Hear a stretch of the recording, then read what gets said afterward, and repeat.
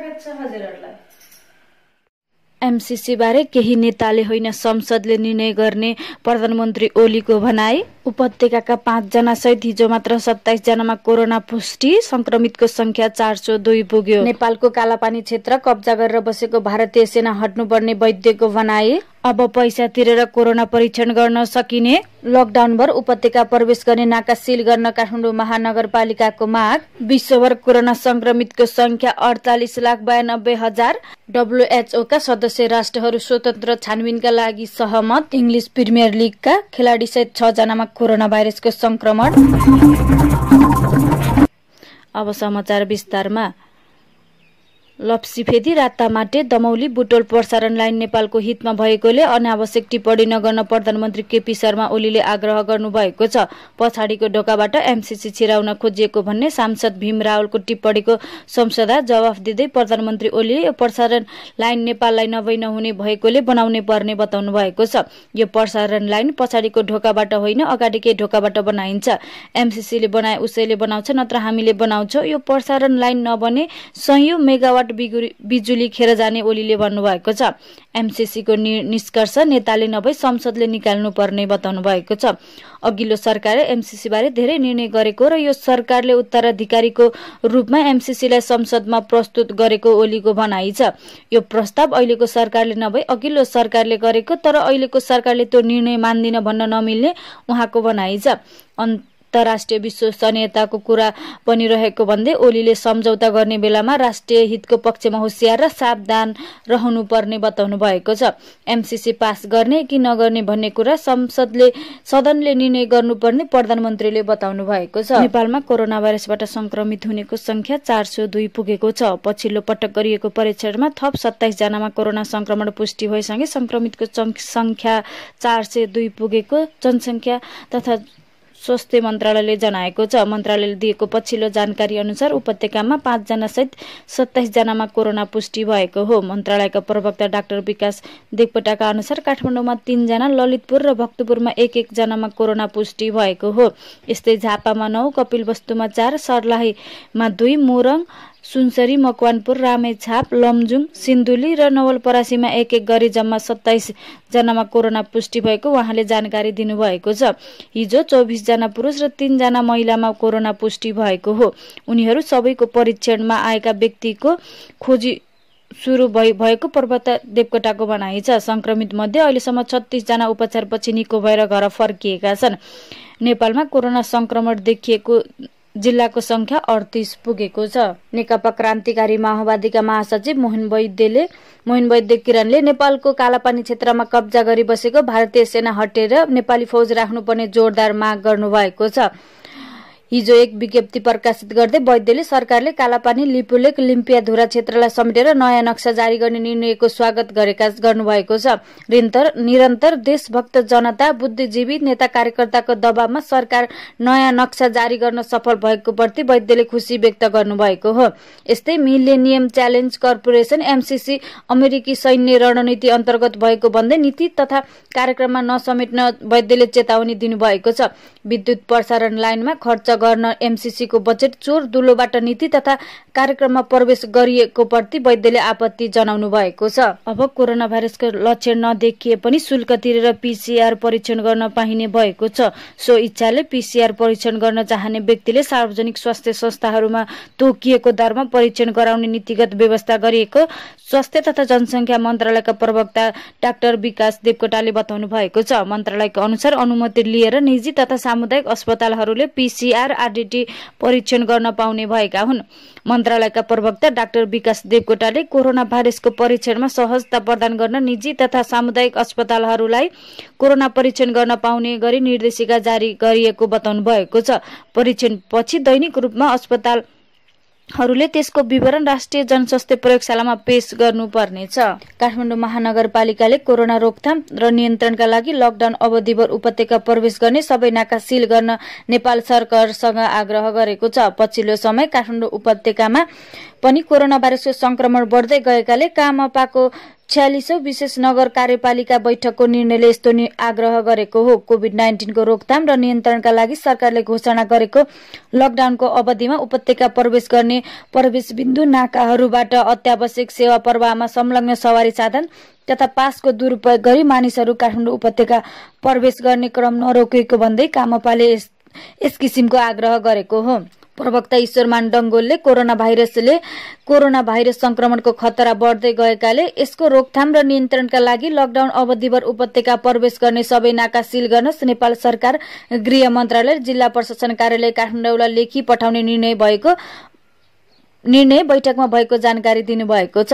त्यसैगरी लकडाउनको अवधिमा कोही व्यक्ति अत्यावश्यक कामका लागि काठमाडौँ उपत्यका भित्र प्रवेश गर्नुपर्ने भए निजको प्रस्थान बिन्दुमै कोभिड-19 को परीक्षण पछि नभएको पुष्टि भएपछि मात्र उपत्यका प्रवेश गर्न अनुमति दिने व्यवस्था मिलाउनु पर्ने पनि बैठकपछि जारी विज्ञप्तिमा भनिएको छ। लकडाउनको उल्लङ्घन गरी अनुमति नलिई लुकीछिपी काठमाडौँ उपत्यका प्रवेश गर्ने व्यक्ति र निजलाई सहयोग पुर्याउने व्यक्तिलाई समेत कारबाही गर्न पनि माग गरिएको छ।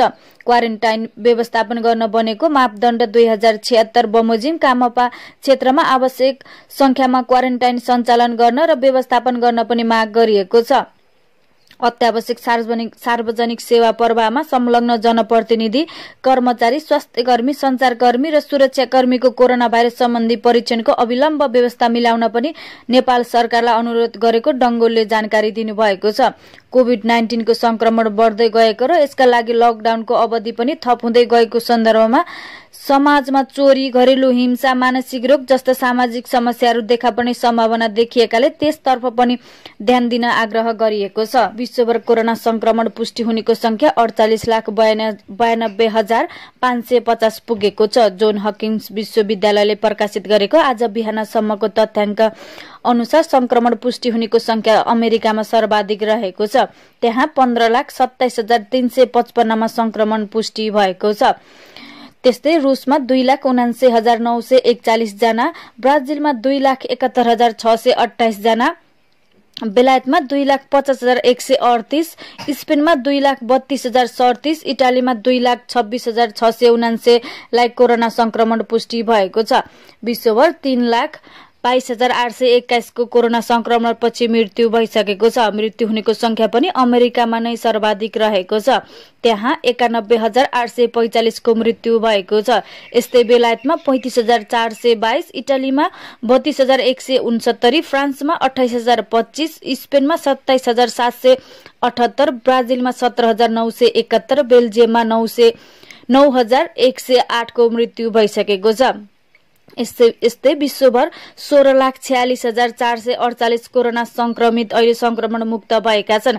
अमेरिकामा सर्वाधिक 2,89,392, जर्मनीमा 1,55,681, इटालीमा 1,29,401, टर्कीमा 1,12,895 कोरोना संक्रमण मुक्त भएका छन्। नेपालमा 402 जनामा संक्रमण पुष्टि भएको छ। मंगलबार ललितपुर र सिन्धुलीमा पनि संक्रमण पुष्टि भएसँगै नेपालका 36 जिल्लामा संक्रमण देखिएको छ। संक्रमित मध्ये 2 जनाको मृत्यु भएको छ। यस्तै 37 जना संक्रमित अहिले संक्रमण मुक्त भइसकेका छन्। विश्व स्वास्थ्य संगठन WHO का सदस्य राष्ट्रहरू संयुक्त राष्ट्र संघीय निकायद्वारा कोभिड-19 बारे लिएको नीतिबारे स्वतन्त्र छानबिनका लागि मंगलबार सहमत भएका छन्।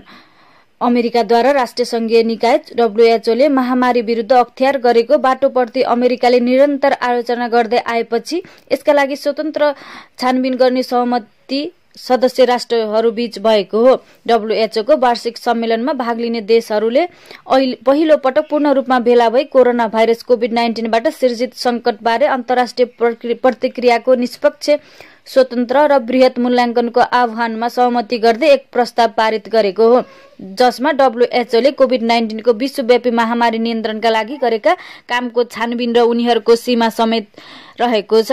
अमेरिकी राष्ट्रपति डोनाल्ड ट्रम्पले विश्व स्वास्थ्य संगठनका महानिर्देशक डाक्टर टेड्रोस अधानोम घेब्रेयेससलाई संगठनमा महत्वपूर्ण परिवर्तन गर्न 30 दिनको अल्टिमेटम सहित पत्र पठाएको सार्वजनिक भएको केही घण्टामा नै यो निर्णय आएको हो।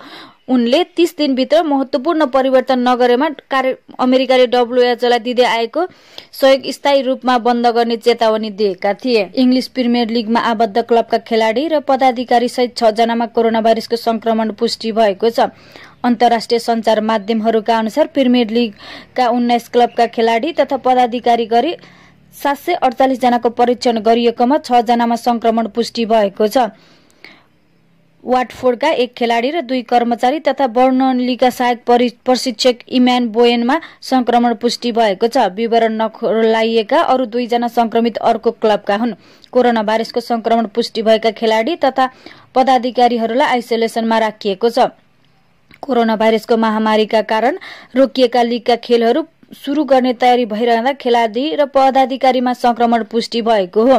मंगलबारदेखि अधिकतम 5 जनासम्मको समूहमा परीक्षण सुरु भइरहँदा खेलाडीमा संक्रमण देखिएपछि प्रतियोगिता अन्यलमा पर्ने आशंका हुन थालेको छ। हाम्रो यस च्यानललाई सब्स्क्राइब गरी बेल आइकन छोई नोटिफिकेसन अल गर्नुहोला र लाइक, कमेन्ट र शेयर गर्न पनि नभुल्नुहोला। एमसीसी बारे केही नेताले होइन संसदले निर्णय गर्ने प्रधानमन्त्री ओलीको भनाई। उपत्यकाका 5 जना सहित हिजो मात्र 27 जनामा कोरोना पुष्टि, संक्रमितको संख्या 402 पुग्यो। नेपालको कालापानी क्षेत्र कब्जा गरेर बसेको भारतीय सेना हट्नुपर्ने वैद्यको भनाई। अब पैसा तिरेर कोरोना परीक्षण गर्न सकिने। लकडाउनभर उपत्यका प्रवेश गर्ने नाका सिल गर्न काठमाडौँ महानगरपालिकाको माग। विश्वभर कोरोना संक्रमितको संख्या 48,92,000। डब्ल्युएचओका सदस्य राष्ट्रहरू स्वतन्त्र छानबिनका लागि सहमत। इङ्ग्लिस प्रिमियर लिगका खेलाडी सहित 6 जनामा कोरोना भाइरसको संक्रमण।